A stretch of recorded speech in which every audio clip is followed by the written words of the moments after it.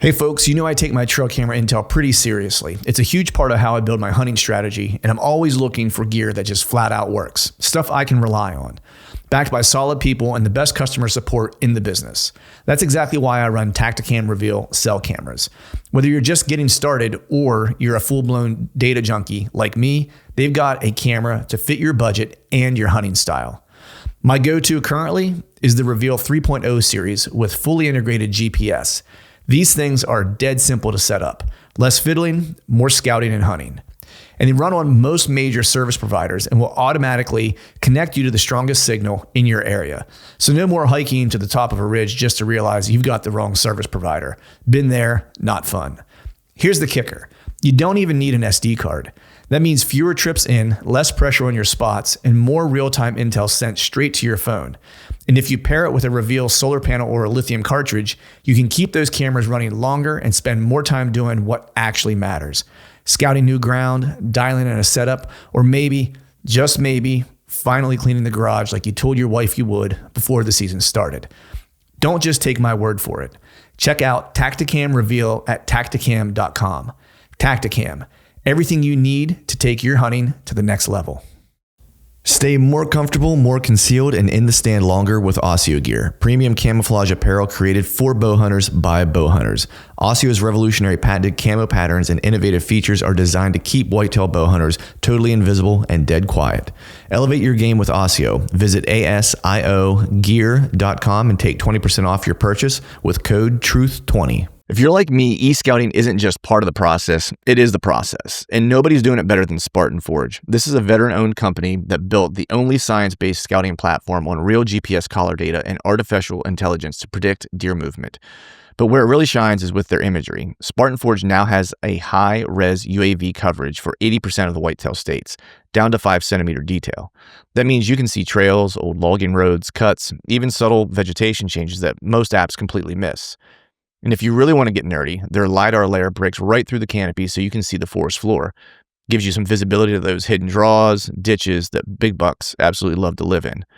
Add in historical wind data and a desktop-only features like Eagle Eye and Cyber Scout, and you've got the most advanced hunting app out there. Start your risk-free 14-day trial today at spartanforge.ai.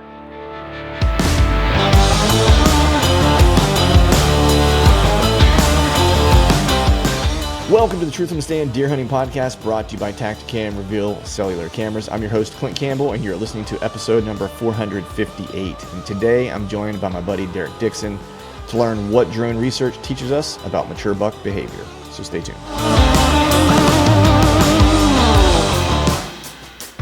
All right. What is up, everyone? Happy Wednesday to you. Hope you're doing well. Hope you are feeling fine. I just got the last bit of travel out of the way. Fingers crossed. I recorded this a little bit early in the week because I actually had a trip planned to Florida. Just got back from that as you're listening to this with some buddies of mine. So a bunch of the guys I used to play music with and stuff like that. In Florida, there's an event that was going on that I decided to kind of go down and pay a visit. It's been probably 10 years, I think, since I had been back to Florida to visit a bunch of old friends. So looking forward to doing that. Should be a good time. It's always a little bit of a mess whenever you get the old crew together, but it'll be fun nonetheless. But after that, when I get home, this coming weekend, my season opens locally for me at least, and then we'll be off and running. And I'm stoked to finally get back into the timber, do some chasing of some deer. I think my game plan, usually Chad and I do a maybe we'll do one still since his season just kicked off with like his elk hunt and stuff like that. Maybe we'll do our hopes, dreams, goals, aspirations kind of podcast that we always kind of do at the beginning of the year to kind of set the standard, set the tone, if you will. But for me, I think locally, my goal is really just be completely honest is just to try to kill something with the longbow before I make my trip to the Midwest. So whether that's a doe, a buck, whatever it happens to be, I don't really care. I'm not going to be real choosy, so to speak. There's a couple of bucks that I have my eye on that would be nice to kind of run across. So that is still kind of in play. I'm not going to really change the standards much there as far as like what I would like to kill as far as a buck goes. But in years past where it's like I might have been hunting in a spot that I had kind of marked for, hunting a good deer potentially. And so I didn't really want to muck it up, if you will, and kill any does in that particular area, especially early in the season. That kind of is all flying out the window. I just want to try to get some deer on the ground and cut a couple doe tags. So my hope is to try to fill those at least before I head to the Midwest on my trip. And then, that way I at least have a little bit of confidence, a little bit of time behind that bow, pulling the string back before things get real whenever I get to the Midwest. And then as far as the plans for being in the Midwest, I think the plan right now is to probably be out there by the end of the first week of October, or at the beginning of the first week of October. I'm sorry, let me strike that, say it correctly. My plan is to be in the Midwest where I'm planning to hunt by the beginning of the last week of October. And then the plan is to kind of hunt and work from the trailer for that last week of October. Probably do some glassing in the mornings, and potential, setups for the evening, potentially, or stalks for the evening. And then this first 2 weeks of November, I'll probably take off vacation and just hunt those weeks, unless I'm looking at the weather, and if the weather's looking iffy or whatever the case is, then I might kind of mix that up. And then if I don't get it done within those kind of 3 weeks, then the plan is to potentially stay and just hunt and work from the trailer until around the Thanksgiving time frame. So it's going to probably be a long trip. Possibly I'm not looking at, this trip being as short as the previous one that I went to, or that I had, 2 years ago, which happened, everything kind of came together kind of quickly. So not thinking it's going to be a repeat of that necessarily. It'd be great if it was. But, I'm expecting this to probably be a little bit more of a grinder, especially with the longbow. The reason why I'm planning to spend as much time there as I am is just plainly because I think I'm going to need a couple mulligans, with the longbow. My guess is that I'll have some situations that I probably mess up, with a new weapon, right? Where it's like either I don't get drawn, or maybe the deer's just out of reach, or maybe probably will let an arrow go and probably not hit anything. It just seems to be, all of my buddies that use a traditional bow, it's kind of what they tell me is that, you're going to miss. It's going to happen, right? Especially with this type of equipment, and especially when you're new at it. So I'm kind of going into it, with the expectation that some things aren't going to go my way, probably early in the trip. And I'm just going to need some extra time to try to, meet my goal that I have for the trip. And that's okay. We'll just kind of keep chopping away as the days go. And hopefully with that amount of time, we'll be able to have some fun and have some cool stories and, some good memories from the trip. But with that, I'll just go ahead and jump into today's show. Today I got my buddy Derek Dixon. Dennis Dixon was a quarterback for the Steelers years ago. Derek Dixon. Derek is the fellow that's been blowing up YouTube with his drone research of mature bucks. If you've not watched any of the videos, I highly recommend you go check them out, because he's kind of, illuminating some things or shining light on some things that we as hunters maybe understand, or that we grasp, or that we hold as truths. And then some things he's finding and seeing, kind of debunk some of the things that we hold as absolutes as deer hunters, or as fellow guys that are chasing mature deer. I think it's really interesting when he gets a chance to kind of follow around a particular mature buck and see how they behave and how they act and how they interact with other deer, how they use terrain. Just anything, all the questions that we basically have about mature deer, he's being able to look at a single deer or a few single deer we kind of talk about and follow them and see how they kind of go about their daily lives. Which I think he gives a really unique kind of lens into their life that we've not seen before. I think we've always kind of looked at the research that's been done with collar data, and it's good and it's a part of the puzzle, right? But what it tells you is what they're doing, not why they're doing it. And a lot of that in between, right? Because those collars kind of ping at, whatever intervals that they ping at, whether it's a minute, 5 minutes, whatever the case is. And so that time in between the pings, like what's the deer doing? You can make some guesses, right? Based on they were here and now they're over here, and maybe knowing what's in between, and maybe you kind of figure out how they got there potentially, or whatever the case is. But there's still some gaps in it. And I think, hopefully in the future, our deer research will look a lot more like a combination of the two. I know there's a lot of, consternation around technology and use of drones and things like that with hunting. I fall a lot of times with technology somewhere in the middle, where I think a lot of times it's, it helps us. I think in the wrong hands, it is not a good solution or a good option. But in the case of research, let's take out like all the other pieces, because what I'm really interested in is the learning kind of component of it. I think when you combine the collared deer data with drone research and you combine those two things together, I think you get a really powerful understanding of what deer like to do. And take the hunting aspect out of it, you kind of start to really get a better picture of like their landscape, how they use it, what's important to them, and probably more so how to manage the resource and maybe manage the property if it's a farm. But if you even take it to like the state level and you start looking at public lands and stuff like that, you might get a better sense of like how you need to manage those lands for, in this instance, deer, but you could also use it to do research on other critters and get a better sense of holding capacity, how many deer are actually using a piece, what parts of the property or that particular parcel need enhancement, or if is falling behind or whatever the case is, right? I think there's a lot of good that can come out of it if it's used the right way.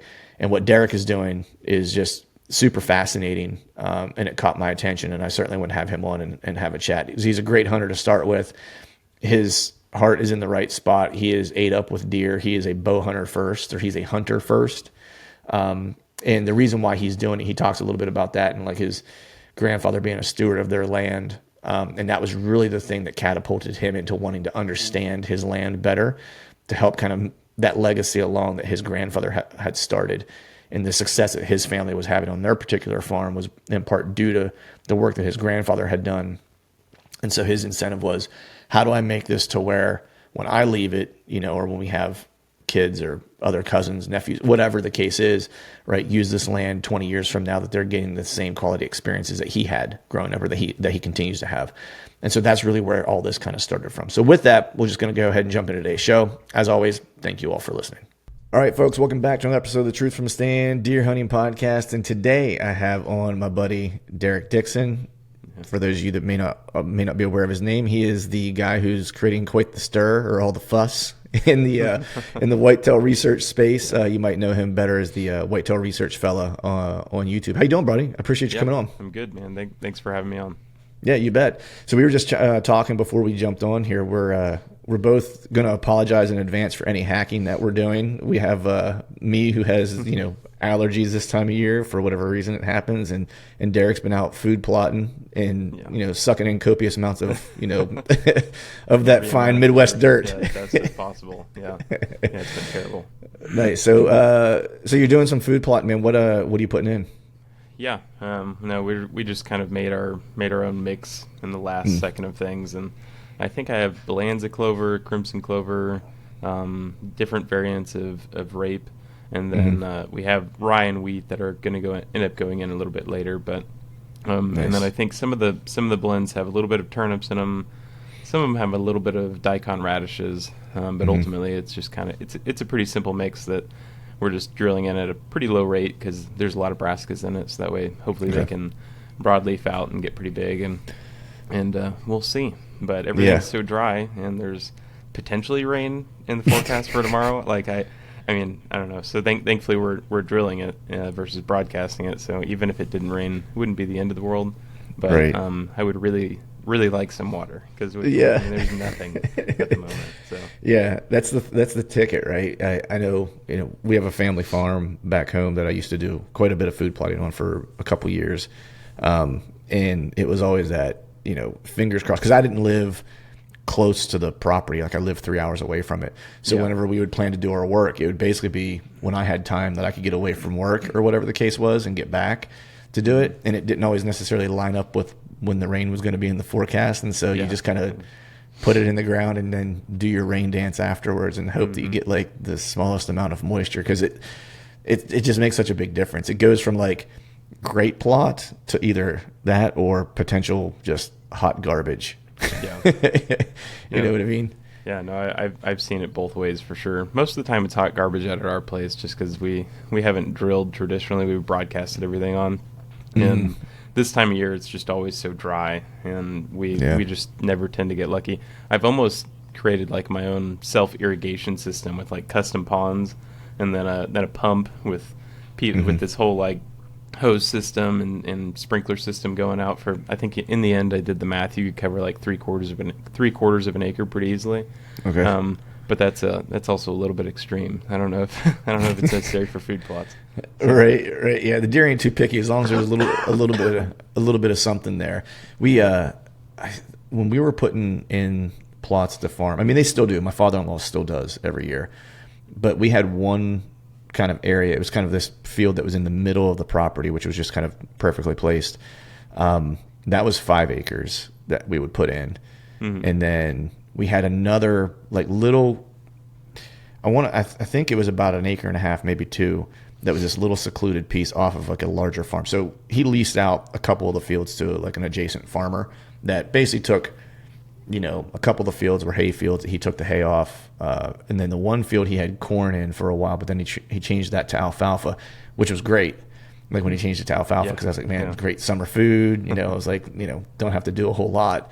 But in that back section off that alfalfa field, we basically put in, I forget exactly what the mix was, but it had sunflower, it had beans that would basically vine, and I think sun hemp was in it too. So it was almost acted as a second level of bedding. Yeah.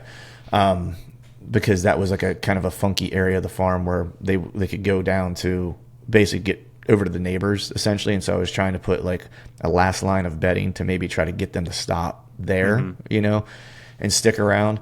That was always a really good ambush setup. But sadly, I never killed anything on that farm, so that's kind of why I stopped. That was like, we had a couple good deer on there for a while. There's one that I chased for a season. That was a good buck. My buddy ended up killing him there.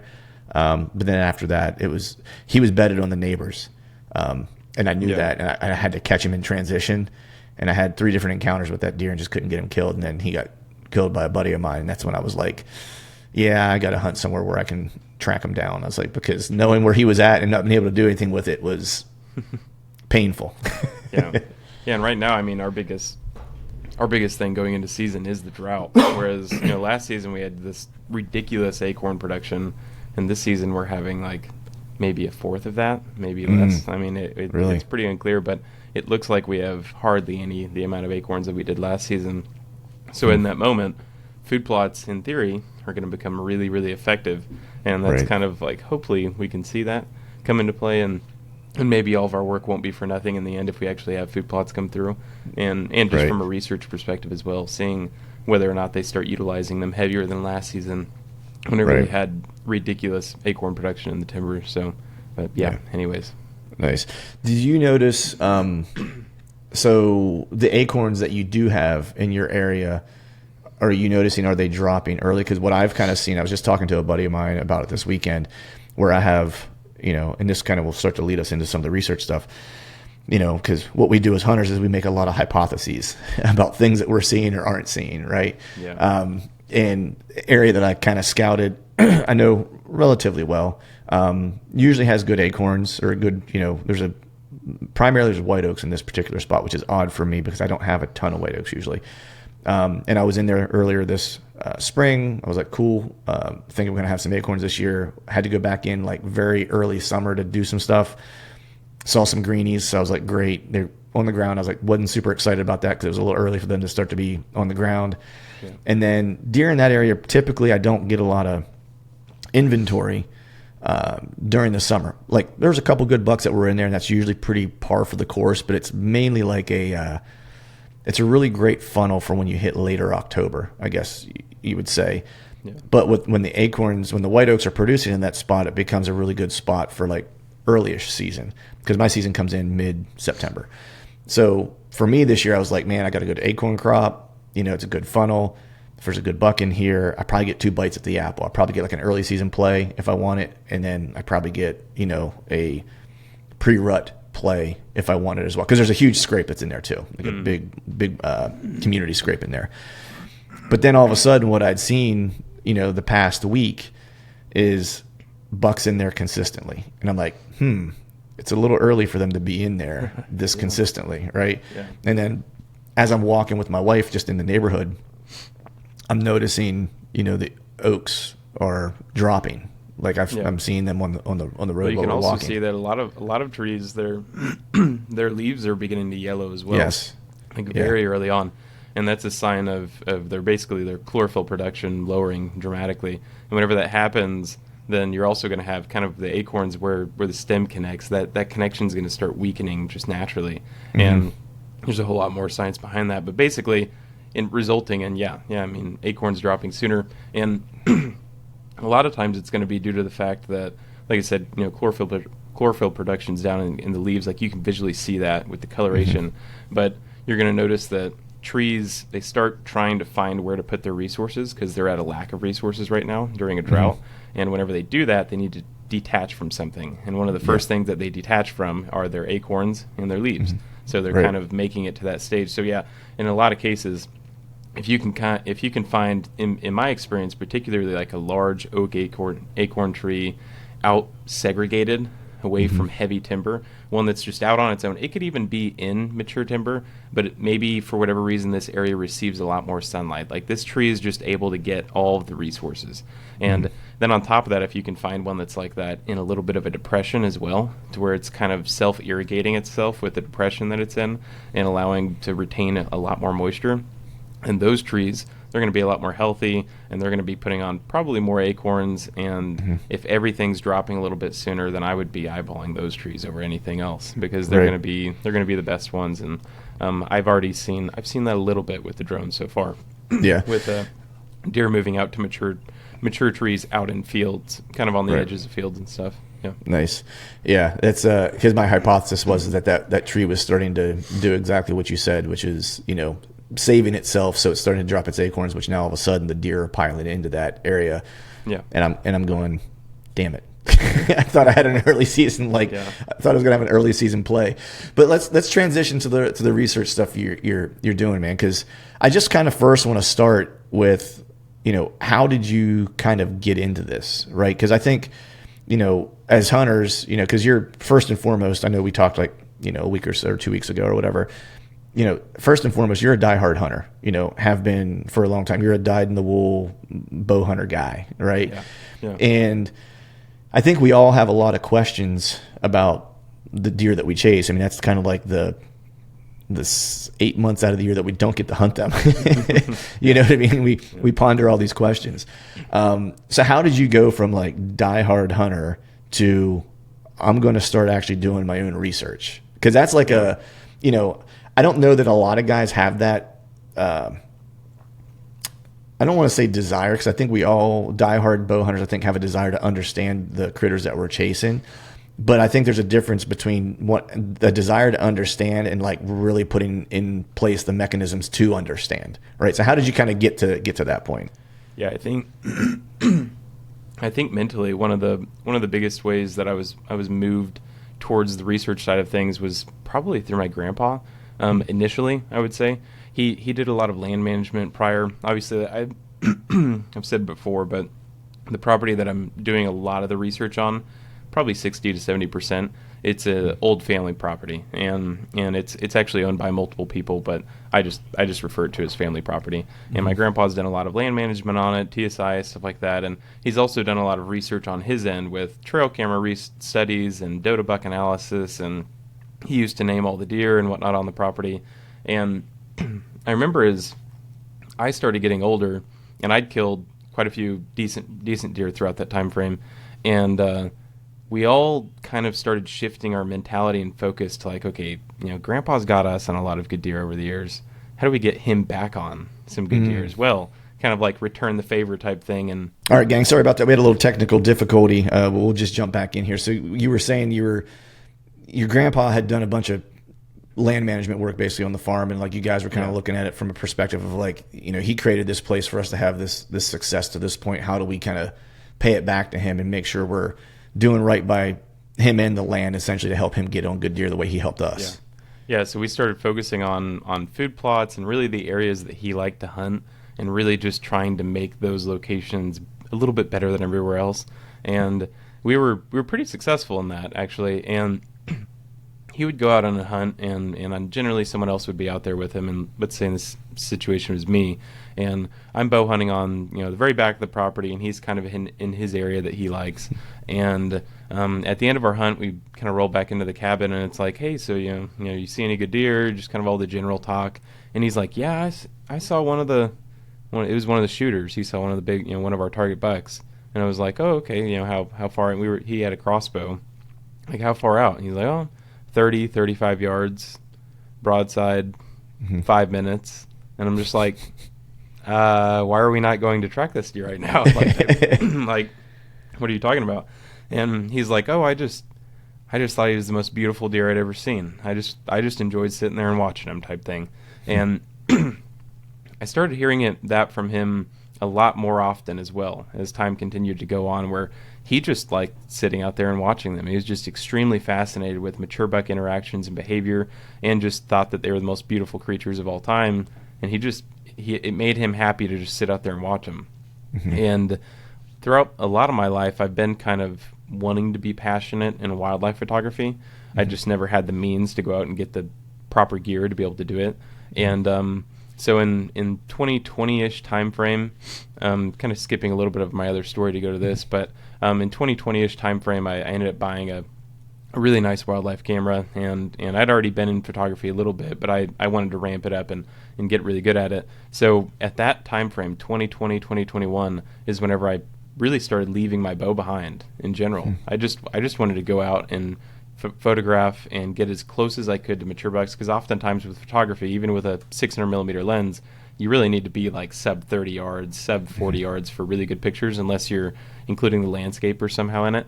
And so yeah, I became even better at getting really close to these animals oftentimes, and I became pretty used already to setting my bow down. It wasn't this driving nag in the back of my brain to continue to go out and hunt. Every once in a while, I'd see like 130 to 140 inch kind of gnarly mainframe 8 or mainframe 7, just kind of lots of mass, and he's kind of mean and just kind of a jerk to everybody else. Whenever I would see that deer, then like a part of me would just like, my instincts would start kicking in. It's like, I really need to come back with my bow and hunt that deer. Like he's Right. really, really cool. But most of the time I wouldn't. And then especially whenever you start inserting the drone into that, whenever you would see a deer that would behave or kind of look in the the description that I just gave, then you would start kind of having a little bit of those feelings like, man, I really wish I could hunt that deer. But at the same time, it's like, I also really wish I could continue to research that deer. So if I kill him, then I can't research him. But kind of trying to find where to draw that line. And I drew the line pretty early that I just wasn't going to hunt. It just didn't make sense from an ethical standpoint to hunt any of the deer that I was researching. And then often, even if I was going to go hunt public last season and go and hunt other pieces of private, it didn't make sense to me just because I didn't have the time. Like if I was going to devote myself to research, then I needed to 100% be treating it like a full-time job, and a little bit extra on top of that, because really I was trying to get everything started, and I needed as much data as I possibly could get. So I didn't really have time to go out and spend a week hunting a different parcel. I needed that maybe that week was a week of time frame that I needed research. It was like a post-rut time frame, and there was different movement and activity. And if you're not out there recording the deer with my form of research, then you're not going to learn anything in the end. Like there's nothing's automated, nothing's being sent to you while you're back at your house, kind of sitting on a couch planning out a hunt. So you really have to be out there watching them, and that is one of the things that makes it pretty difficult. But yeah. Anyways, it's kind of. I was going to say that's the thing. That's the challenging part of like. Excuse me. In my line of work, we do research, right? There's lots of lines of work that do research. The type of research that I often am part of, and I think a lot of people are a part of it, even I think a lot of wildlife research that has occurred to this point is, I don't want to say set it and forget it research, but it's more static research, right? Where it's like there's a playing field, and the playing field doesn't change for the researcher, so to speak, right? Like you're either collaring deer as an example, or if you're in my line of work, you're putting out a survey or a focus group or something like that. And it's kind of contained within like either a time frame or your ability to kind of change or shift with what's happening, you know what I mean, in real time. And I think the challenging part for you, I would imagine, and I would love to get your perspective on it, is that you don't know. I mean, you're researching a particular parcel, right? But you don't know how that research is going to unfold on a given day, especially when you first start, right? Because you don't have you have your hunter intuition of what's going to happen. Just take food sources, for example, that we were talking about earlier, right? Yeah. It's like, you think you know what they're going to shift to, right? You think like the deer are going to be here this time of year, and then they're probably going to be here this time of the year and stuff like that, right? Mm-hmm. That sounds great, but these are critters that, are surviving, not just eating's not it's important, but it's not the only thing. And then their needs change throughout the year, right? So it's like your research is very dynamic as far as like even finding where they're at on a week-to-week basis, right? Yeah, no, and literally yesterday, oftentimes, especially last season and going into most of this season, there's a field that's right off the edge of this main property that I research. And since I was out flying, doing food plots, then I decided I was just going to fly at the end of the day. And since thermals would be good, and I could go out and try to find any mature bucks in any of the areas that I traditionally did. And I flew this one field where a week ago, it was pretty heavy with deer. There were 15 to 25, and traditionally there always were. And this area always has the oak trees that drop acorns the first, and it's just a really good spot for early season activity. It's really difficult to hunt, but it's a really good location.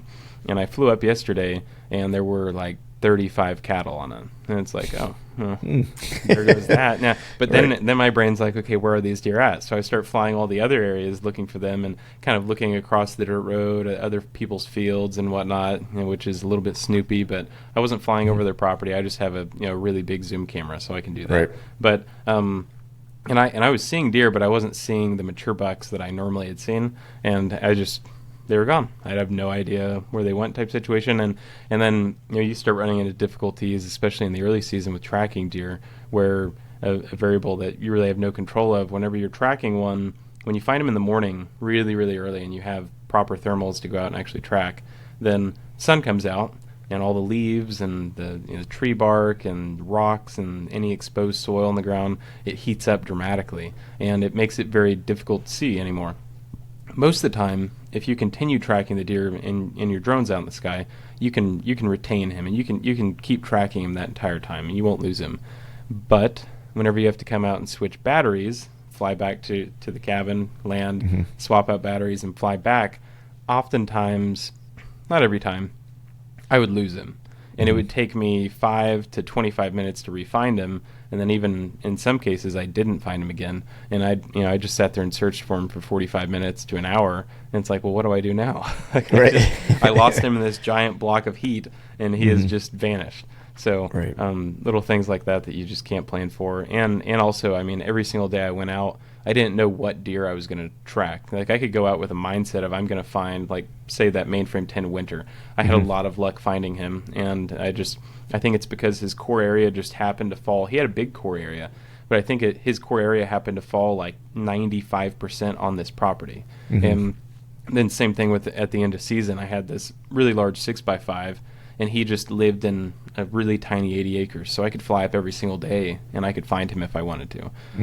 But then I had some deer that kind of feathered our property, and every once in a while I would see him, and then I would lose him, and then I'd see him, and then I'd lose him, and I could track them while they were there. And then in some scenarios, I would be losing them again. They would be leaving my property, and then I couldn't follow them anymore because they're too far off on somebody else's property that I would have to fly over. And technically, legally, I can fly over someone else's property, but I'd rather not get my drone shot out of the sky type situation. Because where I'm at, that's a highly likely situation. Even if everyone knows that I'm this drone guy that flies a drone, and they say they wouldn't, they see a big buzzing thing that sounds like a helicopter with lights flashing on it, it's probably going to get shot. So anyways. Yeah, that's wild, man. Like have you seen any? Well, let me ask it this way, right? Like, so how long have you been doing the drone research? Like, technically speaking, was it just one full season, or were you doing stuff prior to that? The drone research. I bought the drone in June of 2024, and then I kind of gave myself. I'd already used drones and whatnot prior to that. But I really wanted to fine-tune the camera and make sure that I could get these really smooth pans and all sorts of stuff. So it took me a month and a half to 2 months to even get everything hammered out in that time frame. And then I also had controller issues, I think. So I had to send a controller back to DJI, and then it took them forever to get it back. But once I had everything, I was ready to roll at the beginning of season, a little bit before. I think I was doing research on agriculture properties as early as July, kind of late July, and then in August and whatnot. So So, as you started kind of doing this research, right? And first off, you've done a great job putting the research together. That all the videos that you've put out to this point have been awesome. I think just like the way you lay out the information is great. I think it's understandable. I think people get some key takeaways from them that are very clear. But for you, as you were kind of going about this, right, you probably had some, like, I don't know what I'm going to find at first. That's kind of what happens anytime you go into anything, right? If you start a new business, when I started a podcast, it was like, I don't know what this is going to turn out to be. It's like, I might do it for a week. I might do it for 10 years. Who knows, But for you, what was the first kind of, like, I guess, aha moment where you were like, Yahtzee, like I'm finding something that I'm not only like find interesting, but I think it can teach people something about deer in general, and not just from a hunting perspective, right? Because I think it's important that hunters obviously would be interested in this information for a bunch of different reasons, right? But I think it's also accessible to people who aren't necessarily hunters, that just kind of endear them to this resource that we have that is very important. It maybe makes them think a little bit differently about it. Yeah. Yeah, I mean, ultimately, I'll get back to your question, but ultimately, whenever it comes to what I'm doing with the drone, if GPS callers could tell you everything that I can tell you, they would be telling it to you. Like, right. It would be available information, but they can't. So that's kind of what makes this a little more unique. And obviously, there's a dramatically larger workload in the long term for me, potentially. I don't know. GPS callers they're a pretty big workload, having to go out on the ground and get a deer down and put a collar on them, and then all of the post-op type, giving all the stats to all the statisticians and letting them break everything down. So, I mean, it's a really long workload for them as well, but I kind of had to be there every day flying. And in the end, I flew, in terms of actual recorded footage on deer, it was a little over 2,100 hours of actual research. That doesn't include how often I was out there. That's how often I was actually on a mature buck or researching a doe or a younger deer. But I'll get back to your question if I could remember it. Yeah, it was just as you were kind of going through this, right? Like, what was that aha moment where you were yeah, I got it. Like this, I'm not suggesting that you were like, yeah, I understand everything now, but it was more like, no, this is something that I think I'm going to learn things that people are going to be interested, like especially as hunters, but even maybe more so, like more broadly, people just to understand deer better, and maybe value the resource more. Yeah, and going into it, I mean, mentally, I was I'm just going to track as many mature bucks as I possibly can for as long as I possibly can, and that was about as high level that I was thinking. I had basic questions like, do deer actually bed on the leeward side of the ridge depending upon this type of wind? And you can also analyze, do they walk into a headwind, crosswind? And whenever they get out of their bed, what's kind of the first thing they do? Because that's also a question that really hasn't been answered in terms of GPS callers. And these are all some things that hunters want to know. Like, these are the things, like when you go into like the beast forum or whatever, that people debate. Yeah, right? Lots of people debating and asking these questions. But they're also, from a science perspective, it's just these are things that we actually don't really know about white-tailed deer. And going into it, I think probably the first thing that I noticed that was an aha moment, like I had started recording deer. It just takes a lot of data input to be able to come across where you can definitively say, like, no, deer don't bed on the leeward side of the ridge. They bed on the windward all the time. Like, I'd say in the end it's like 50-50. Sometimes I found them bedding on the leeward. Sometimes I found them bedding on the windward. And then kind of you could probably even break that down even lower to like 30-30. And then all the other time frames, probably around 40% of the time, they're kind of bedding in these thermal hub type situations where really they're not getting a windward or a leeward. They're just tucked in these little locations that are really, really advantageous for them in terms of thermals. But probably the first thing that was a revelation moment where I realized, like, I actually have something here, and I could make a video. If not off of anything else, I could make a video off of this. And it was whenever I first recorded a deer shifting based off of the wind. And I'd recorded this deer a couple days prior where there wasn't a wind shift, and oftentimes he would bed down at kind of 9 to 10 a.m. and he would just hang out for the rest of the day, and then he would get back up in the evening. And on this day it was a south wind, and it was rotating all the way around to a north wind, and I think the south wind was 3 to 5 miles per hour, really subtle, almost negligible. And then it was rotating all the way around to a north wind at like 15 miles per hour, a little bit, maybe a little bit more, with kind of gusts into the 20s. And I had recorded him within, I think it was spitting rain that day as well, so I could see the direction of the wind through that a little bit. Not 100%, but I could kind of base it a little bit off of where my drone was and where I was aiming him at, and I could kind of add up where he was actually, where the wind was coming from. And the wind started rotating around to the west, and he stood up and he started to move. And kind of it was interesting because going into it, I had seen on the weather app, it was supposed to be 100% a west wind by 1 p.m. or something like that. And he stood up at like 1:01 p.m. And I remember as soon as he stood up, then I started texting my wife like that he actually stood up, and I'm freaking out the entire time. And then I'm just recording him walk away, and he's doing a complete midday wind shift, and then he wraps, and wind within 30 minutes, it was coming from the north at that point because it wrapped really quickly. And then he starts walking into a headwind, kind of up this. He was really deep down into a bottom, in a creek bottom, kind of a really long drainage actually. So I don't know that he was actually being impacted by the wind, but something caused him to get up in the middle of the day. And I would assume that it was related to the wind, and I think that it was because deer, I think that they're dumber than we think they are, and I think they're also smarter in some areas than we think they are. And in this situation, I think that he knew where he wanted to be that evening based off of the conditions that he had whenever everything was coming from the south. And then as soon as it started changing, he decided he needed to change where he was going to be that evening. So he relocated himself. I'm not sure that he was any more advantageous by bedding in this different location. I think that his bed was fine, depending on it, because technically where he was at the bottom of a thermal hub, and he was on the leeward side of the ridge. So he was kind of in like this dream setup of really any wind, but in particular a north wind. And the wind started shifting, and he relocated himself, which kind of went against logic because he should have just stayed there because he was in such a good spot. Right. But I think that it was him relocating because he wanted to be in a different location that evening, and he knew that. So, yeah.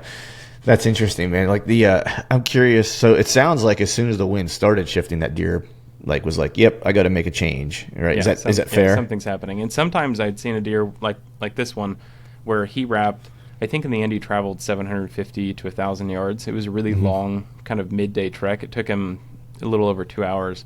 And I've seen them whenever the wind shifts, they just stand up, drop across the drainage, and bed on the other side of the ridge. So just to change the wind for them. Yeah, just change the wind. So that's kind of another thing that in the end, if you broke it down in the amount of time frame that a deer has relocated their area completely versus just dropping across the drainage and bedding on the other side, it could be pretty close to 50-50, 60-40 type thing. Like it's just kind of right there. There really wasn't a rhyme or reason as to why a deer decided to stay or not. But to me, it seemed as if whenever they really decided to leave, they had an idea that they wanted to be somewhere else that evening because the conditions just weren't working for them. Right. Right. That had to be a good feeling, man. Like you're watching, you're like, oh my God, this is actually working. Like, you know what I mean? Where it's like, there's a piece of data here that is actually really, I wouldn't say like just relevant. I think it's really, really relevant, right? Because like, I mean, when you're talking about from a hunter's perspective, if you like, so for that deer, for example, right? If you don't understand wind shifts or the potential for them and where they might relocate, et cetera, like you would have no chance to kill that deer unless you were basically set up on where he wanted to bed on that particular day, right? Yeah. But if a deer kind of wants to be wherever he wants to be, right? So say you have, obviously not a drone, but like say someone has trail cameras, right? And they're like, man, this deer shows up in this oak flat, on this wind consistently, at this time, X amount of days a week or whatever the case is, right? Maybe the only way you can kill him is because you can't hunt him in his bed is that he has to have a certain wind shift to put him in that one bedding area to make it to that oak flat because that's where he wants to go, right? Yeah. That might be your only chance to kill that deer, right? It's like, man, you could just nerd out so hard on this stuff, It's like, Isn't it wild though, like how much you learn? Like, do you find that the more that you learn, and I mean, you know, we've only talked a few times, but like you just strike me as like a super inquisitive dude. Like it almost begets more questions. Like, oh, like, you know, like you're, I'm already thinking like, how far down the rabbit hole can we go with this? You know? Yeah. Yeah. No, I mean, and the hardest variable in all of it is that every deer and every property is kind of a little bit individualistic. So like even going into the rut, you know, my property that I'm studying, 1,000 acres or so, it can go into peak rut. You know, supposedly for Missouri, it's going to be November 10th to the 20th, but as hunters, we all know that kind of shifts long ways in either direction. And I've seen some forms that people create where it's like, you know, rut forecast and whatnot for your area and type of thing. But GPS color studies have already proved multiple times that peak rut can be dramatically different just 5 miles apart, like properties that are really, really close in proximity, but these deer are just entering estrus in a peak time frame at a completely different frequency. And then that changes on a year by year basis, oftentimes on an individual property, where if the does entered estrus, you know, this year November 2nd, and then for 2 weeks, next year they could enter it November 21st for 2 weeks, and that can kind of be your peak rut. So Right. And then you mix in the fact that every single buck is kind of an individual in the way that they behave. They're not just these simplistic-minded individual animals that all live off of the same kind of standards and have the same types of goals. Each one has a different mindset in terms of the goals that they're wanting to achieve every single day. And that was one of the clearest things to observe, is the fact that, especially in mature bucks, it was hard. I was actually going to ask you that. That was where I wanted to go next, was just like that, the individual aspect of things and how much, you know, their, you know, personalities played a role in the behaviors that you saw. Yeah. Yeah. Especially immature bucks, like I said, because in younger deer and kind of doe groups and whatnot that hang out in certain areas, they all just kind of behave the same. And from what I'd seen with younger deer, oftentimes their travels are kind of a little bit based off of the deer around them. So if they have a doe group that's around them, then they somewhat kind of want to linger and watch, and it's almost as if they're trying to learn all the time. And but in particular, if they can get in a situation where they have a mature buck nearby them, then they think he is just like the biggest rock star in the world. It seems like they always want to go near him, and they want to check him out, and they just want to sit back and kind of observe him and analyze him and what's he doing, and then he'll walk in their direction potentially, and he's kind of getting a little sick and tired of him and kind of pin his ears back a little bit, and they'll all just bump out of his way as quickly as they can, but they won't run like 50 to 100 yards. They'll run like 15 to 20, and they'll stand back and they'll just kind of sit there and watch him a little bit longer. And it's almost as if they're all trying to take a little piece of information from him. Right. And yeah, from the individualistic behavior of mature bucks, that was, like I said, it's one of the clearest things to observe, because you have one deer, like I'll just use the two of the deer that I've researched so far on YouTube. You have Winter, the mainframe 10, and then you have the 6x5 that lived in the 80-acre home range. Winter's home range was well over 1,000 acres. He had a massive range that he covered on a weekly basis, and in the end I think I tracked him for 232 hours total, and that was across quite a few days, a little over 30, because you know I wasn't getting like full 8-hour tracks or 10-hour tracks every single day. Some days I would only be able to track him for 6 hours, especially if he left the property, or some days even 2.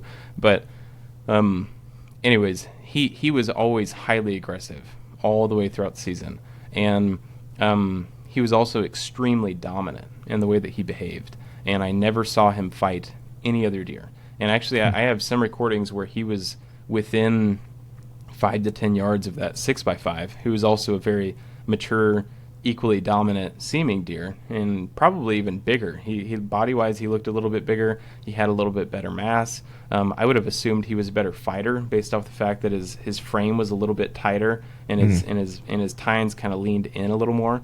So, you know, if I'm looking for a deer to fight, I would rather fight the one that has a really wide rack that's going to miss my head whenever I run into him, versus the one that's got all of his tines kind of coming towards the middle. And this one had, he had 5 on one side on his, on the branch of his main beam, excluding his eye guards, and then he had 4 on the other. So it would have been have been a terrible time to try to actually fight him, I feel like. But whenever winter came within his proximity, that deer, I'd watched him kind of do the young deer kind of analysis, like analyzing the mature buck in the area, and he was watching him pretty carefully. And then winter kind of turned and he started walking towards him a little bit, not aggressively, but just walking towards him. And the 6x5 had tucked his tail and just kind of bounced around him and moved out of his way. And it was a clear display of he's not messing with winter. I mean, right. Evidently that deer has done some crap that right. no one knows about. And I never recorded it because I never recorded him fight anyone. But right. I'm going to assume that he's bad to the bone, and nobody right. wants to mess with that guy because he's a lunatic. But right. at the same time, you can also see with their behavior where winter, he had, like I said, he had that really wide range, and he was always moving extremely quick, and he was very aggressive, and just the way that he would interact with other deer, oftentimes he was really aggressive. And the 6x5, he bachelored up really early on, kind of in December, and he hung around big groups of deer every single evening, and he bedded a lot of the times. He kind of browsed around for acorns, and he was very lazy seeming, kind of like, the season is over. I have bred the does that I was going to bred, and I am calling it quits. I'm going to sit around. I'm going to get fat again for the winter, and I am done. Whereas right. as the mainframe 10 winner, he was never done. He was chasing does all the way into like late January and wow. a little bit into February. Sometimes it seemed as if that was how he was behaving. So yeah, I mean, those are kind of the two extremes, and it was cool to see those. Wow. Yeah, that's wild. Like, and maybe it makes sense, right? Like maybe I'm just spitballing here, like for us hunters out there, where, you know, because I think when we're chasing mature deer, I chased one last year, you know, and what I kind of learned about him was he was pretty, from what I could tell from observation and from trail camera data that I had, was that this deer was pretty much a loner, right? I rarely saw him with other deer on camera or otherwise, even in the summer. I think two different times maybe he was with a bachelor group during the summer over the course of 3 years of knowing of him, right? And I think that if you can kind of maybe understand a deer's home range, it'd be interesting to kind of like, as a research question, is does home range size dictate personality or behavior, right? Yeah. Because if you think about the 6x5 being a little more, let's just say lazy, right? Yeah. Small range, 80 acres, right? Not the baddest dude on the block, clearly, right? In comparison to winter, right? Smaller home range, smaller interest, less aggressive behavior, right, et cetera. Larger range, larger domain. I'm the boss of all this stuff, right? Therefore, I am more aggressive because I'm protecting, right, all of my area, right? So it'd just be interesting to see, like, as you continue to do it, if you find deer that, you know, have similar characteristics, if those characteristics overlap, where it's like aggressive dominant behavior equals larger home range, submissive behavior, regardless of age of deer, suggests more, you know, of a submissive kind of behavior. Yeah.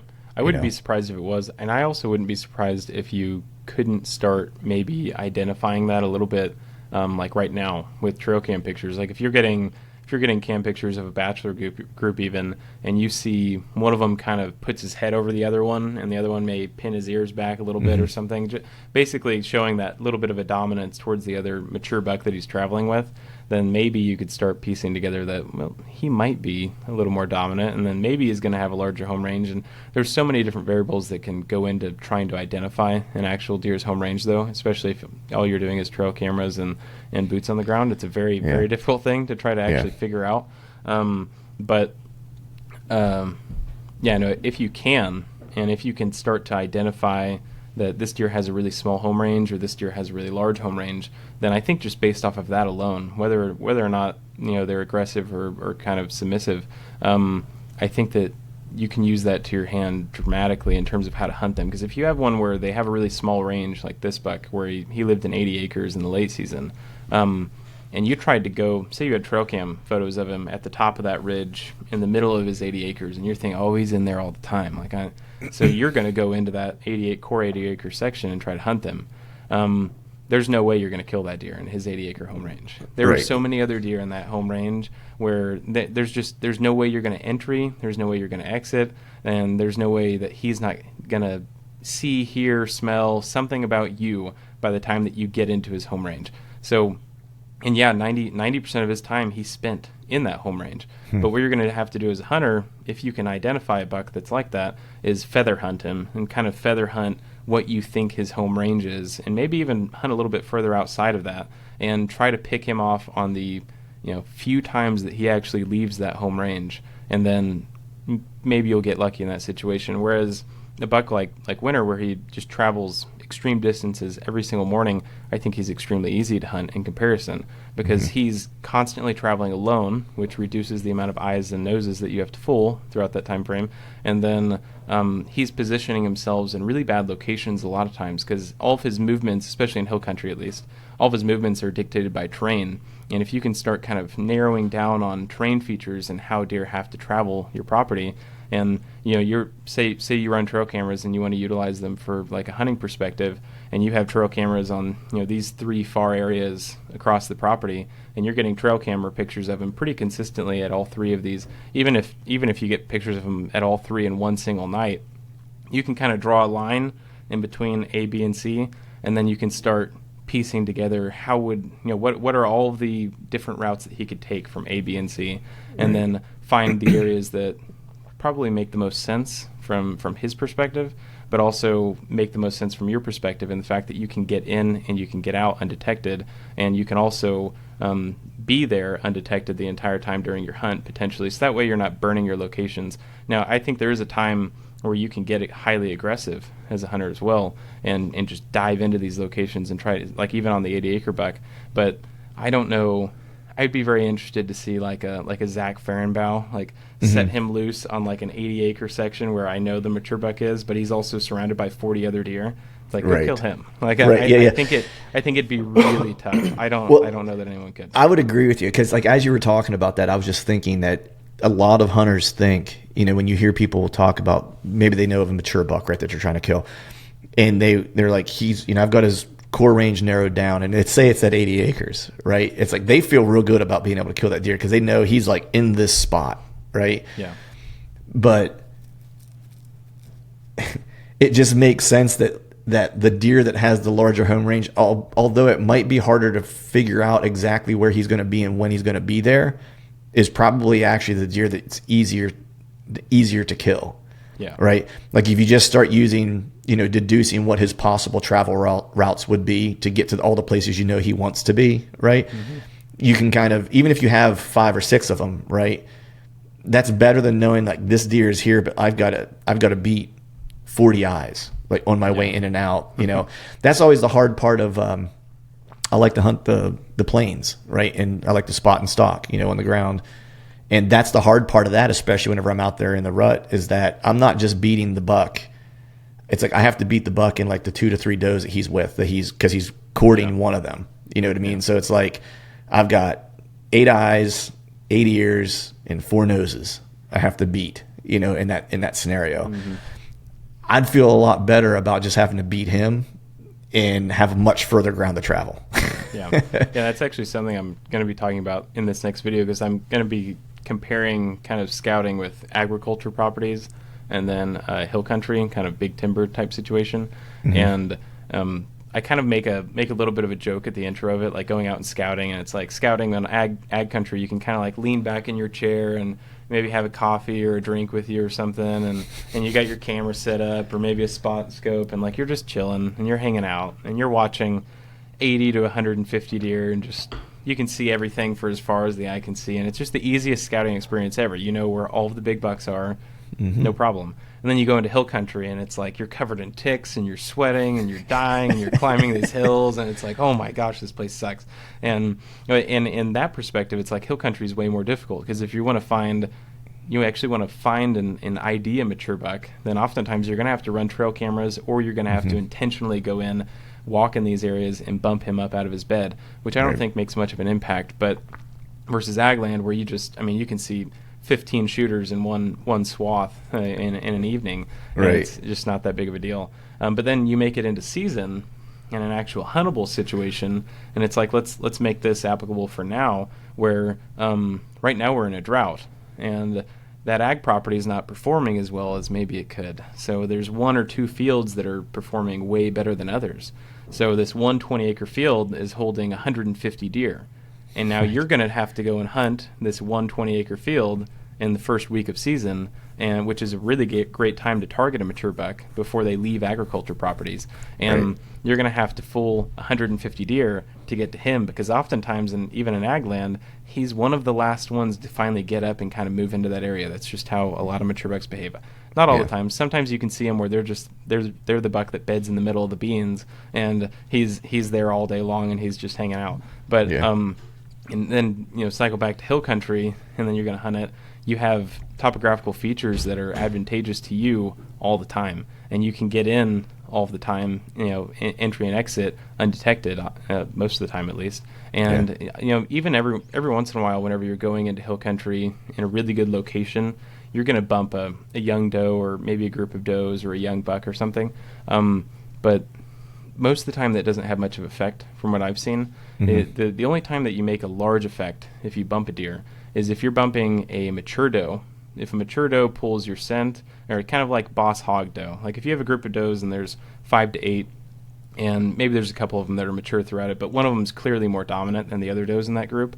If she catches your scent and she flags her tail and she gets mad or she sees you, anything, then every other deer in the area is going to be like, oh crap. Right. Karen has seen something, and Karen is leaving, and I need to leave as well, because that is a bad situation. And then simultaneously with bucks, if you have a young buck that thinks he sees something or hears something or smells something, whatever, and he flags his tail and leaves, same thing. A lot of the other deer in the area, they just kind of look back and they're like, oh, they don't put much stock into it.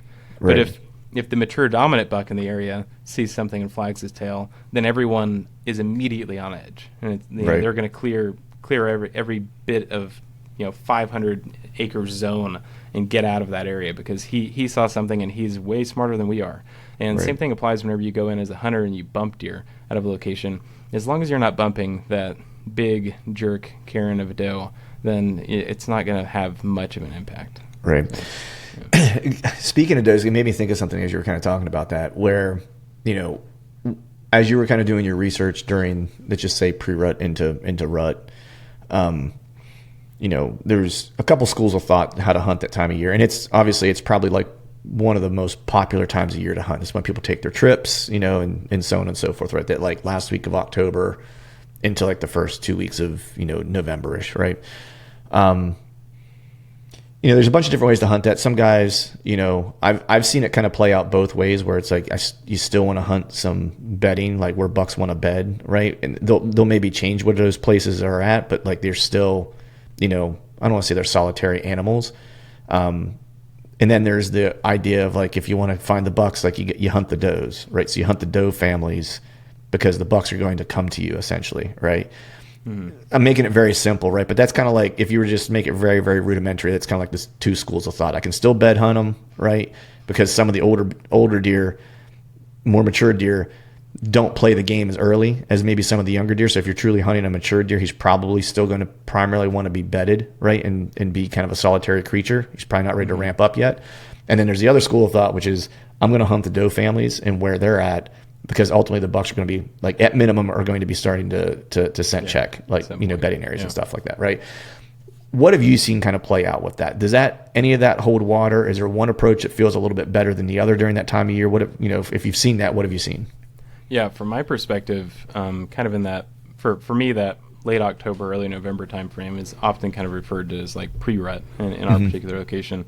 And for me, in pre-rut, a lot of times, even if you had a mature buck like on trail camera and he's coming through as nocturnal or something in that situation, there's from what I've seen and a lot of other people, researchers, there's no actual nocturnal deer.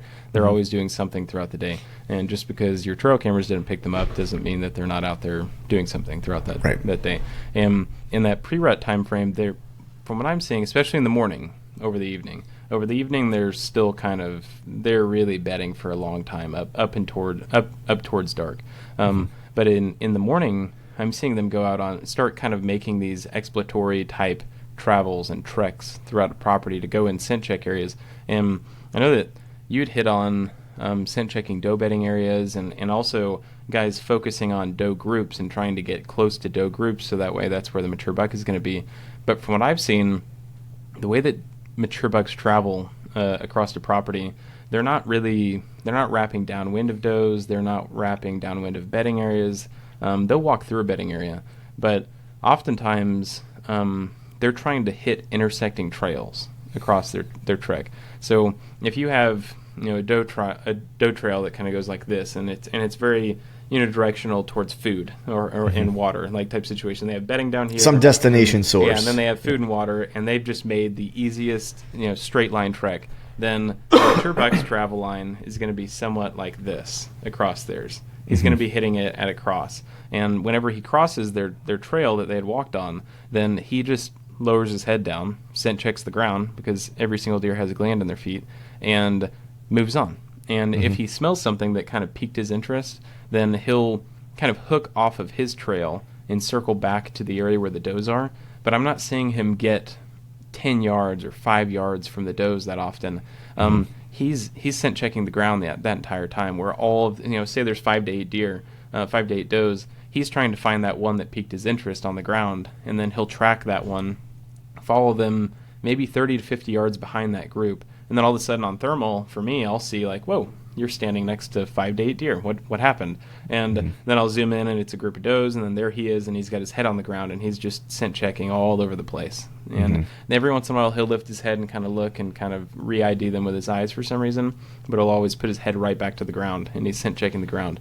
And if he doesn't scent check anything that piqued his interest, he just circles back to his trail and continues on his trek. But if he does, then that's whenever, and I've seen it only a few times, because a lot of the times whenever I was finding bucks in the rut, they were already kind of bedded down with a doe in a lot of cases, and wherever they do that, they do it for quite a long time. But if he did have interest in that group, then that's whenever he would move into their area and kind of start kind of showing the mentality behind chasing. But even then, a lot of the times whenever I'd seen that, he'd still circle back and walk on his trail. It was as if he had scent checked the ground 30 to 50 yards, and he'd decided, okay, maybe, like the higher odds of this being something interesting to him. So then he moved in, and then he started kind of showing signs of chasing, and then it still wasn't a 100%er to him. So then he'd back out onto his trail, and he'd continue traveling along. Yeah, that makes sense, because I mean, if you think about one of the things that I think you maybe once you move from novice beginner hunter to things are maybe starting to make more sense for you, like you'll learn if you have a destination food source, for example, let's just say a field edge, like whether it's public or private, doesn't matter. There'll be a clear trail that's headed into the food source, right? Probably in the low spot in the field, right, where there's a thermal advantage, right? And that's where the deer want to come out. Yeah. That perpendicular trail to the food source, primarily the doe trail, right? And there's probably a handful of them around the field, if you will, right, from different areas depending on the direction of the wind and where they were bedded that particular day. The very faint trail that is cutting across all those trails around the entire field, that's the one that the buck is walking, right? If you can find it. Right, if you can find it, because he's being efficient. He wants to try to know what he needs to know without exposing himself and with doing as little work as possible, right? And I think sometimes people forget that, and they think of that whenever it comes to like a field edge or maybe like a destination food source, whether it's an oak flat or whatever, but they don't think about that in the timber, like outside of like a food source, right? So if you're close to a doe bedding area and there's trails clearly going into a place where does are bedding, your best bet is that buck is probably just going to not even circle downwind of it. He's just going to cut whatever trails there are that are going into that at whatever distance away. It could be 100 yards away, whatever the case is. Going back to what you talked about earlier, what are those routes that he can take to get to and from that you know what I mean, and where can he intersect those within those routes, right? Because to your point, it doesn't matter if he's right on top of it or not. He knows what does have walked down that trail, and he knows their scent profile. Like that's he's scent checked them before. So I think that's such a good kind of thought, is just you don't have to be right on top of them, and to what we talked about earlier, you probably don't want to be. Right, there's just more eyes you got to battle. So the further away you can kind of get on him, gives you just a better chance of having a successful hunt. The situation that a lot of guys are going to run into whenever they implement that style of hunting strategy is a lot of failure, possibly.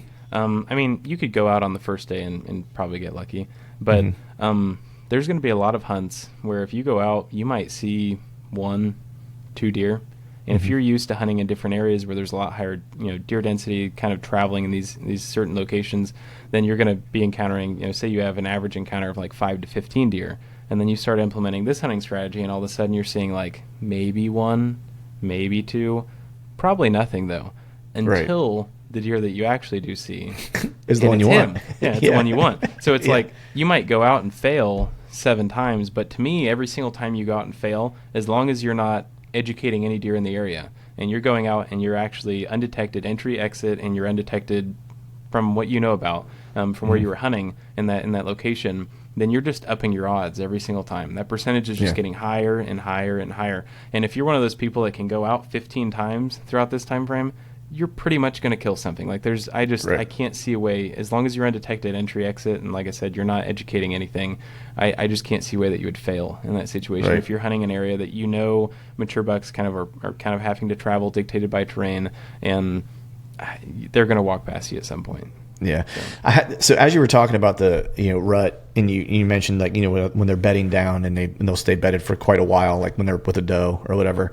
The one question I have, and I've always kind of thought about this because I assumed I killed the deer that I killed in the plains that year because of this, was that my thinking was that it was kind of early in the rut, right? So it was like the 6th, I think, is when I saw him, and he was with 2 does. He was clearly interested in one, but he wasn't pushing them. He was just kind of following 20 to 30 yards behind them, escorting them, basically keeping other smaller deer away from them. I watched him run another deer off, right? Another buck off. And so my kind of thinking during that time of year, when I see that, I'm like, okay, he's not aggressive yet. He hasn't cut her completely out. She's really going to kind of dictate what they're going to do, and he's just along for the ride until it's time for her to breed her. Then he's going to get aggressive and move her to where he wants to take her, right? Yeah. And that was what I played my strategy off of, and then it worked out and it ended up killing him the next afternoon. Is that something that you see during that time of year, that whenever when a doe is about to come into estrus and a buck has kind of located her or found her, that she is really kind of in charge for those like maybe 2 or 3 days before it's actually time to breed? Does he just kind of wander with her? So if you can play her bed to food pattern, because does like to bed where they like to bed, and they like to feed where they like to feed, right? Mm-hmm. So if you can plan your hunt off of her predictability, you got a really good chance. Or is that just not the case? Yeah. No, I mean, if you're in a situation where you have does that are actually in estrus finally, and they're not chasing across the entire property, intersecting trails, and now there's actually like, he'd hit a Found trail one. and it was like, right. That's like a 98%, we're almost to 100. Then that's kind of entering peak rut, because once does start going into estrus, then you're going to have 70 to 80% of them all go into estrus at that same time frame. And kind of the general consensus on that is, from a research perspective, throw pretty much everything out the window. It's just like it just doesn't matter, like in terms of mature bucks and the way that they behave and the way they travel, because their mind, their entire goal system in their brain has shifted, and now all that matters to them is getting this peak doe bred in their mind, in their mentality, and protecting her, kind of safeguarding her in that situation. And so in terms of the rut, just be out there, and that's also why I kind of think hunting early season is a little bit easier than kind of peak rut and rut time frame, is because you're going to have a situation where that buck does shove that doe down and kind of in a more secluded area, and then he beds her down, whatever. And then if you're in a really high deer density area, which a lot of places are, whenever he goes on to his next prospector, he's probably not going to have to go that far. So his travels are a lot closer, and everything is in estrus at that point. So it's just like he's making really short treks all across the time frame. And where you're going to run into more issues with that is, if you're trying to target a deer, that is, at least, at that time frame that 70 to 80% of the does are in estrus, 10 to 15 of them, they're not going to enter estrus, and then they're going to re-enter it in 21 to 28 days. And whenever you make it into December as well, then you're also going to have all those kind of late fawns and everything that have hit mass weight, or whatever that terminology is called, but basically 70 pounds, so that way they're breedable, and they're going to start entering estrus potentially. And then any of them that go unbred, they're going to re-enter, potentially come into January, and it's just this really long span time frame where does are consistently entering estrus from the time that they first do all the way into January. and it's just really, and also being able to pick out whenever one is actually an estrus. Like for you, you were in plains, so you could see it pretty That was easily. it. Yeah, exactly. Yeah. Yeah, but in big timber, it kind of makes it a little bit more difficult to consistently get eyes on a situation like that. And yeah, I don't know. I just think it makes it really, really difficult. And, in the end, if you're just trying to kill a mature buck, getting out in the woods during that time frame is obviously going to be extremely advantageous. But if you're trying to target specifically, and you think that you can pattern, then the only time frame you can really start to target and pattern is going to be in the early season. Whenever you have them, whenever you can analyze them going to food sources and kind of using that as your basis versus trying to use does and travel routes and whatnot, because everything gets so hairy and complicated whenever you make it into that time frame. And like I said earlier, their does are going into estrus at peak different time frames based off of a 5 mile variance. Like it's very... it can get pretty hairy pretty quick. Yeah. There's one spot that I hunt locally that I've got it kind of dialed on early fawn drop. I had a suspicion, and then I saw the early fawn drop the one year, and I was like, okay, that's why this thing pops off around the 15th of October every month, because her breeding date's around the 20th, right? I was like, and so that's always marked on my calendar. And actually, once I kind of confirmed that, the following year I killed a buck there on the 16th, like October 16th. Walked in, he showed up. 7:30 in the morning, it was over. Like that was it. One sit, one kill. You're right. Yeah. But man, what all the stuff you're doing is fascinating, man. But I've got to ask this one question: is like, as you're kind of going through this, the research that you've done and stuff, was there one thing that really kind of stood out to you in your mind that you kind of stopped and was like, whoa, as hunters, man, we've been getting this thing wrong like the entire time. Like we were so off on this, like for hunting eternity. Was there one thing like that kind of stood out to you? Not in particular, because I think for the most part, we've been pretty decent at analyzing deer behavior. There are a lot of little things, whether it can pertain to thermal switching and all this other stuff, but I would say if there's one thing that I think, I don't know what percentage I would put on it, 95+%, 97+%, maybe 100%, that hunters don't really understand, even if they think they do, is thermals. That is probably the number one thing. And also in terms of how deer utilize wind versus thermals and utilizing them together, because really, in my opinion, thermals are 100% of the equation up until 10 to 15 miles per hour of wind. If you have kind of low, stable winds, then I think deer, their travel, it's obviously dictated by terrain, but I think that they're also trying to dictate it based off of thermals as well. Because I've seen some situations where I've had a mature buck bedded on, this is my favorite example, I've had a mature buck bedded on the windward side of a ridge, and it was 5 degrees, and I don't know what it supposedly felt like, but it was cold. It was 25 mile per hour winds out of the north, and it was spitting ice. And this mature buck was bedded on the windward side of the ridge, facing the ice, with his head facing the ice. And I'm sitting there watching that for 2.5 hours, and I'm just like, what are you doing? Why are you there? How is this not bothering you, for one? But right. And I'm seeing like ice crystals freezing onto his antlers while he's sitting there going to sleep, and it's just like, that whole time frame, I'm trying to piece together what exactly is happening, and in the end, the only thing that I could pair together is the fact that he had a really good thermal advantage in that particular location, and it was also post kind of rifle season, so everything had been pressured really hard, so now everyone's on edge, and where he really wanted to kind of safeguard his location even better, and he was at a disadvantage in terms of comfort, but he was doing that for the fact that he had a massive thermal advantage in this location. And right. I think that you'll see that a lot with whenever you kind of go back and think on hunting stories and yourself and whatnot, and comparing it to, was the wind having a larger play in this, or was it actually thermals? Because you get asked the question, I get asked the question a lot, do deer walk with a headwind, a crosswind, tailwind, and these types of things, and there's really no say. I mean, even across the board for me so far, and that's probably because a lot of their trails are dictated by terrain.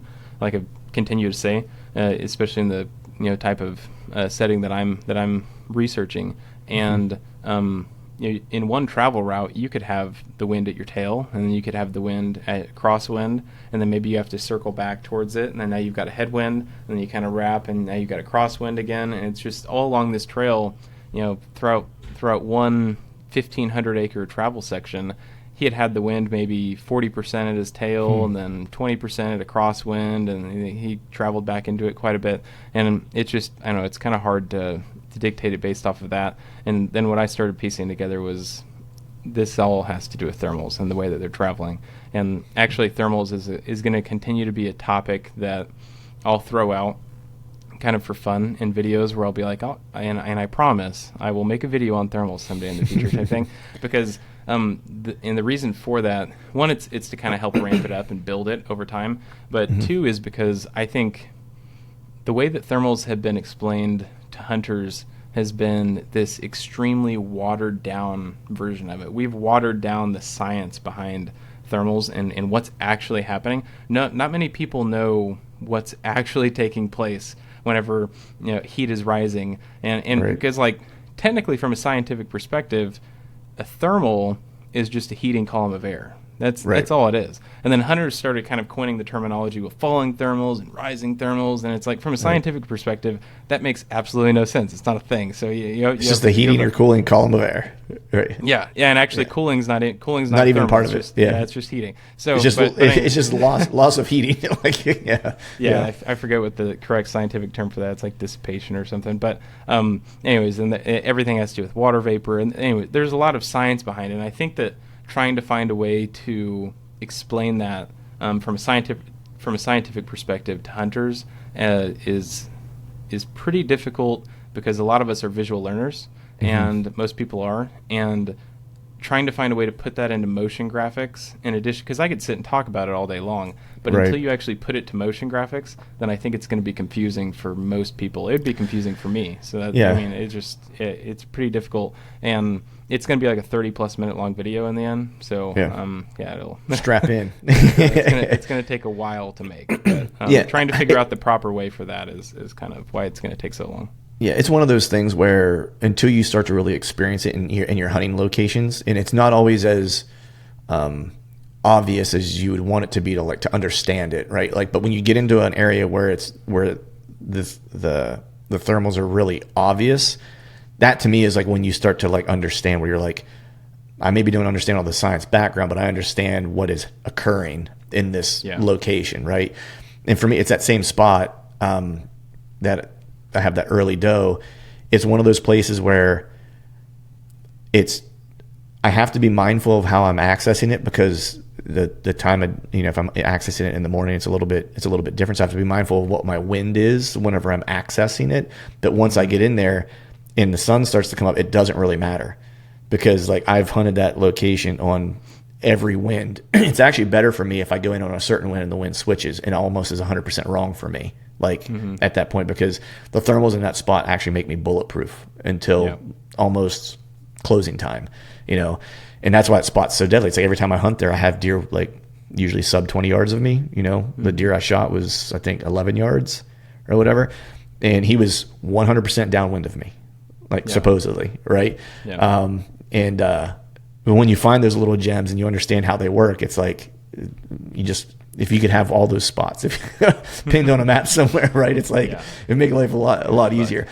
Do you you mentioned pressure, and I want to get a sense from you as because there's always a debate as to how much pressure impacts there. I think we all kind of academically understand that pressure, whether it's you entering and exiting, and them getting a sense of being hunted, or that you've been there, or gun season comes and it's the Wild West or whatever the case is, right? How much does it affect mature deer? I guess to what extent does it impact them? Because some people will believe you bump a deer once, and he's pressured once, he's out of the county, right? Yeah. And some people, and I'm more of this mind, where I'm a mature deer has enough hidey holes where you might have displaced him from the place he really wants to be, but he probably didn't go that far, and he's probably still huntable. You just have to kind of refine where he's spending the bulk of his time, right? Mm-hmm. So that's kind of my thought process. What have you seen, running the drones? Yeah, we've done quite a bit of actually intentional bumping, which makes it a little easier for us, because we can I can bump a deer dependent upon a lot of different variables. So like I don't just have to walk in person and make him see me. I can intentionally walk in an area and sneak to an area and then give him my wind and see how long or how close and all this type of stuff, or give him a thermal advantage and see how long it takes him to identify something's wrong, and then see what he does based off of that. And then you can also see what he does based off of bumping him on foot, bumping him with a vehicle, bumping him with an e-bike, all these types of things. I haven't done all of those yet, but I have done a lot of on foot stuff, and pretty much everything across the board from what I've seen is they run 150 to 300 yards. And they are hyper on edge for like 30 minutes to 45 minutes. And they just kind of stand in an area where they feel comfortable, and they're just kind of looking back in the direction that something, the event took place. Right. And looking for any sign and listening for any sign, ears up, kind of aimed in that direction really hard for that whole time frame. And then they finally start calming back down and browsing around, and every once in a while lift their head and kind of check back towards that direction. But for the most part, they calm down pretty quickly. I mean, after an hour, it's just as if, we're just going to continue everyday life. And then this kind of coincides with GPS collar studies, because they've done a lot of this as well with bumping. I'm not sure which university, but they say that within 10 hours, they're going to come back and check that home range that you'd bump them out of. And yeah, I mean, I've seen it within 2 hours. I've seen it within 10 hours of, So I definitely agree with that, and I don't think that bumping has that much of an effect. Now, if you, and I didn't do this because I didn't want to be a prick in the area that some people were hunting while I was researching, but I think that if you started bumping him like just walking into continuously, like if I just ID'd all of his bedding locations and I just continuously started walking into all of his bedding areas, yeah, like 3 to 5, 7 times, he's probably going to leave the area and feel like he's not welcome there anymore. And but even then, I feel like there's a chance he'd still come moving back through it, because deer, they're really, unless people are doing that all the time, they're really curious, and they're also really comfortable in a lot of their home ranges, and especially if you have a mature buck that's lived to the point that he kind of has everything nailed out in terms of how he's going to do things, and he knows that this particular area can meet all of his needs, from a food need, from how many does he's wanting to breed need, from water needs, all these types of things, and then his shelter, all these types of things that he's looking for. He knows pre-existently from his past experience that this area can get it done. So if you shove him out of his home that he's been living in consistently, even if it's just he moves into it during the fall, or he moves into this area during the summer, and so you bump him in kind of early September, he knows that this is his range, and he knows that this area can do everything that he needs it to do. And I think he would come back, even if even if I pinned out all of his locations, he was going to be bedded, and I just intentionally I showed him my human form and I gave him my scent, so he knew for a fact that I was a human walking into his bed. If I walked away and I left it for like 5 days, I bet he would come back. Right. It's so wild, man, because they're such curious, especially the mature deer are such curious creatures. A buddy of mine, I like to, he's a buddy, but I also follow him like on Instagram and stuff. And he runs a ton of trail cameras, and he's on some very big deer very consistently. And, he scouts a ton during the summer and stuff, right? And he was filming just Instagram. He bumped just a magnum deer. Like, I don't even want to venture a guess as to how big this deer is. And there were 2 deer. There was that buck and another buck. The other one was also a shooter, but the one that he was kind of hoping to see was there. He bumped him out of that area, left, and it was a cell camera, left, and within, that evening, the same day, that buck came back, and he could watch it on camera, on video, that deer sniff everything he touched. Yeah. Like, was back in the area, that's my spot, I want to know what you are, right? And just came back and did like an inventory of everything that he possibly touched along the way. You can even also start seeing that where they like to come back to their home range, or say you shoot a deer and you didn't make a great shot on him so he doesn't die in 50 yards. Oftentimes, from a tracking sense, and I did a little bit of tracking last year with the drone, I maybe 8 or 9 times, but I've also I've shot a lot of deer, and I've also just gone on a lot of tracks with friends and whatnot. And you'll start to piece together whenever one has to run away, and maybe if they make it to that first bed and they bed back down and they continue to live, say it was a single lung shot or something that allows them to continue on quite a long ways, they go home. in most cases. And even if I've seen where a deer gets wounded from the fact that they got shot in the shoulder blade, or maybe kind of undercut on their brisket, but nothing vitally hit, and they're feeling it, they're wounded, where they'll run in a certain direction, and the hunter, in his mind, he's like, well, he went, kind of northeast. And I'll track northeast, and there's a big block of timber, and it makes a lot of sense from the fact that, okay, he's probably going to be hanging in this area. And I'll track that whole massive block of timber, and nothing's in it. It's like, okay, well, where were you getting pictures of him, from in the beginning? Like, where was kind of his area that you thought? So then he'll kind of piece me back, and it was kind of in the northeast or really far off to the east, and I'll fly back in that direction. There he is. All of a sudden, he's just bedded back down, hanging out, and he's perfectly healthy. And in that scenario, he would have had, because there was a house straight to the north, he would have had to run northeast like the guy had seen, and then circle all the way back, run west, all the way past this house, back to his home area, and then bedded back down in his home area. And he just made this full loop circle. And I've even seen that where one of my buddies on actually the ag property that I research, he hunts it a lot. And this was 2021. He'd shot a really nice, beautiful mainframe 10. I think he scored 155 inches. Those details don't matter. He's not that good of a hunter, everybody. And I'm just kidding.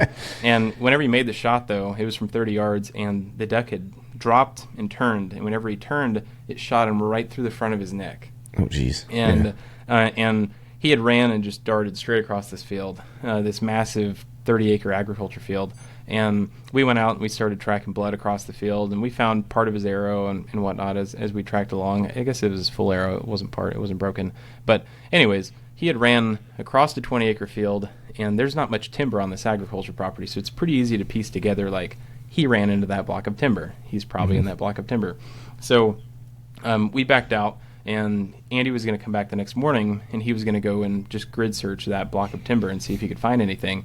And whenever he walked back out, that deer was dead 40 yards away on the ground from where he had shot him.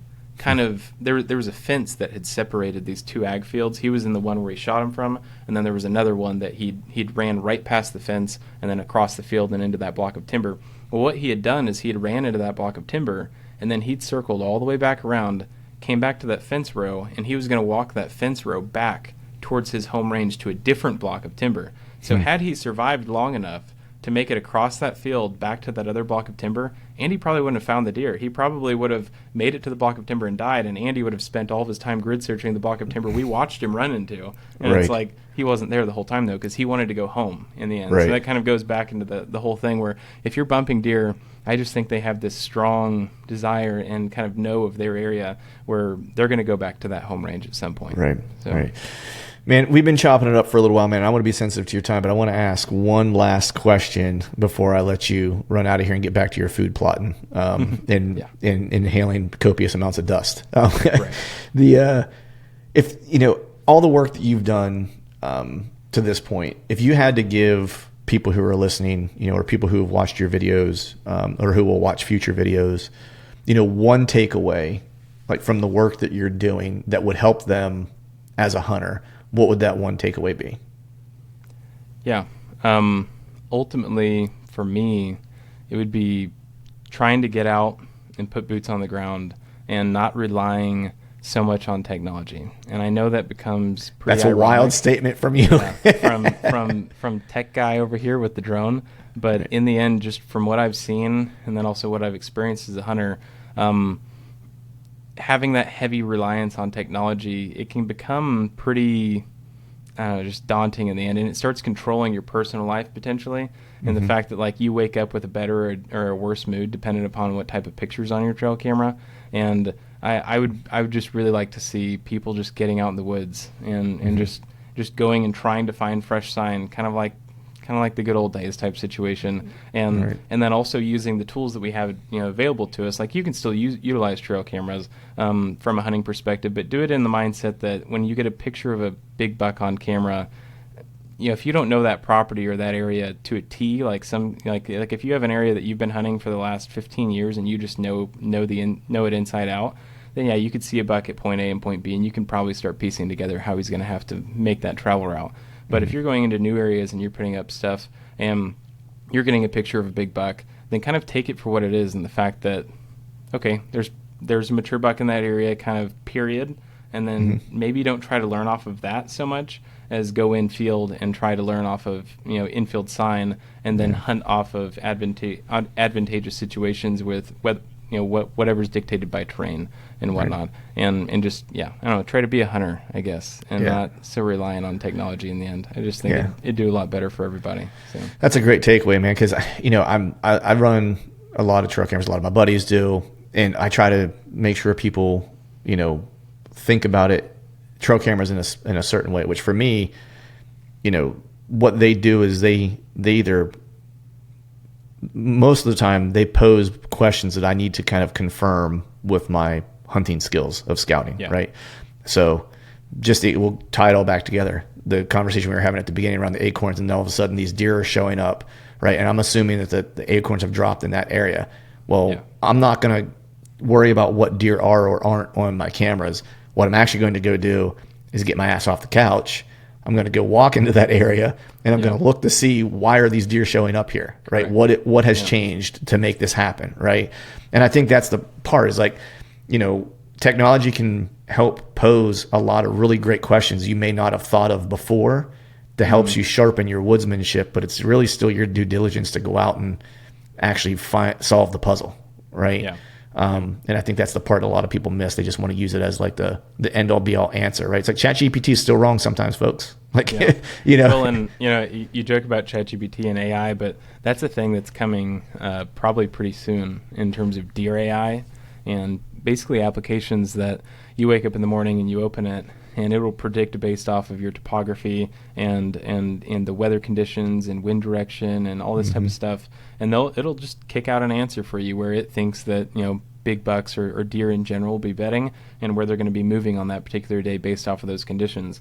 And I think that my whole thing going into this wasn't like anti this type of feel, but I see everything coming and leading in that direction, and it's one topic point that I'd like to talk about.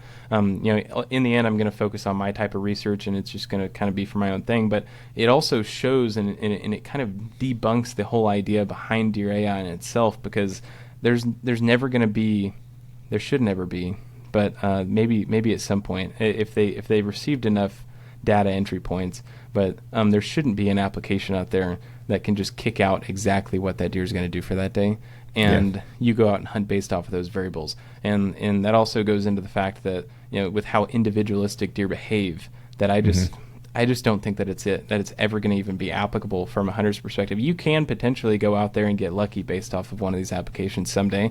I guess there's a chance, but in the end, I mean, what's the fun in that, one? But two, just go out in the field and try to learn it for yourself type situation. And a lot of times those deer, they're gonna behave a lot differently than just kind of the standard across the book, what something thinks that it should, something that's automated.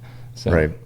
Yeah. Awesome. Well, I appreciate you coming on. Before I let you run out of here, let people know where they can find out more about you, where they can find all your videos, and maybe if you want to tease what you have coming in the pipeline potentially. Whitetail research kind of across the board for all social medias. Right now my main thing is on YouTube. That's kind of where I've just devoted most of my time. I hate social media, so it'll take me a while before I start posting things to other platforms frequently. But when I do, I think Instagram might be one of the main ones, just because I am a wildlife photographer in the background as well. And so I have a lot of cool photos, and I take a lot of cool photos that might get implemented into future videos as well, where we kind of do some hunter situations where I'm the hunter, but actually my camera is doing the hunting type thing, and we can analyze it with the drone and how deer move around and whatnot. But then I also have a website, whitetailresearch.net or .org, and I don't own the .com variant. I don't have that kind of money, but right now it's kind of a nothing burger of a website. There's an about me and contact page, and it looks professional, but it's not really fleshed out. But in the future, I would like to do a kind of blog style format thing on the website. And I know when I say blog, a lot of the like real men out there, all the real hunters, like this freaking guy, he's going to do a blog. But what I mean by that is whenever I do like an actual research oriented video, then in the end I'll hopefully be able to kick out a kind of college level format paper that includes all of the real statistics and all of the real data that was used in the video, and then it'll also break it down just from that kind of written perspective. So, in the end there might be 10 to 50 people that are interested in that, but if even one person goes out and reads it, I think I'd find that pretty cool, and it's it'd just be another resource to be able to go and learn from. So yeah, awesome, man. Killer, man. Well, I appreciate you coming on. Super stoked to watch the rest of the work that you do, man.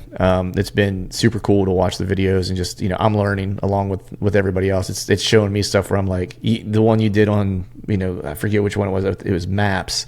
And how you were kind of shading things. I was like, I've never used that feature for that. And so I went back in and started shading stuff to try to find where all the hidden funnels were by using the shading versus walking everything boots on the, I mean, you still want to walk boots on the ground, but I can really kind of cut down. Yeah. I can cut down a lot of my footwork, if you will, right? Yeah. And get it and be a little bit more targeted.